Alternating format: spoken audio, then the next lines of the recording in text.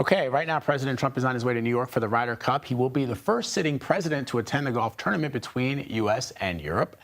Organizers say they prepared for massive crowds and that security is very tight ahead of Trump's arrival.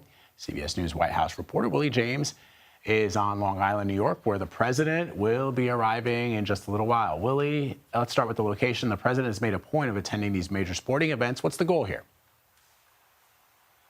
Hey there, Vlad. Well, as you know, as well as I do, that the president is a big fan of golf. In fact, he plays golf most every weekend. But just before he left the White House, he said he was coming here to represent the United States. Now, of course, the Ryder Cup is a golf tournament between some of the best players from Europe and the United States. And this time it takes place here behind me within Bethpage State Park.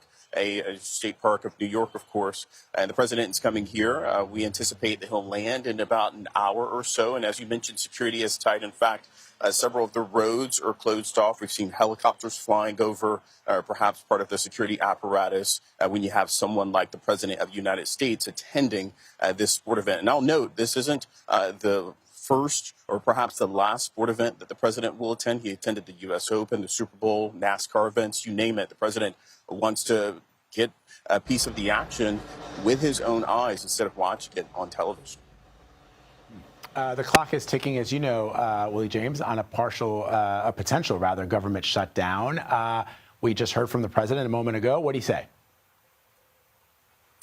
Yeah, that's right. And the president is blasting Democrats in terms of that potential government shutdown that we could see come next week. Of course, government funding runs out at the end of the month. That's what's happening here.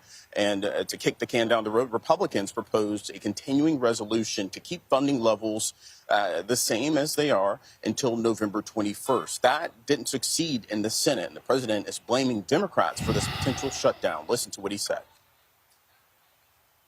You saw the numbers yesterday. They're fantastic. The economy's doing well. Prices are down. We have virtually no inflation. Everything's going good. We're respected by every nation in the world. And you know what happened? The Democrats want to shut it down. And they want to shut it down because they want to give billions, ultimately trillions of dollars to illegal migrants, people that came into our country illegally. Some of those people are criminals, but they came into our country illegally, and they want to give them the essential over years, trillions of dollars, and our people aren't going to stand for it. They also want to have open borders. They want to have Democrats proposed their own piece of legislation that would not only continue government funding for about a month, but also extend some health care subsidies.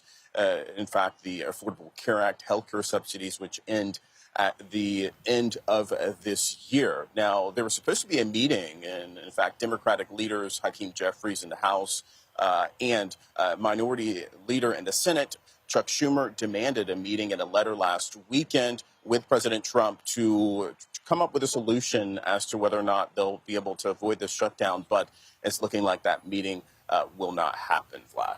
Yeah, in fact, I learned something interesting this week, which is that the president, according to Hakeem Jeffries, has never uttered his name, at least not in public, and has actually never met the minority leader, which is sort of remarkable that the president has yet to meet with the leader of the opposition party in this country. Willie James Inman for us, reporting from Farmingdale, New York. Thank you, Willie James. Appreciate it.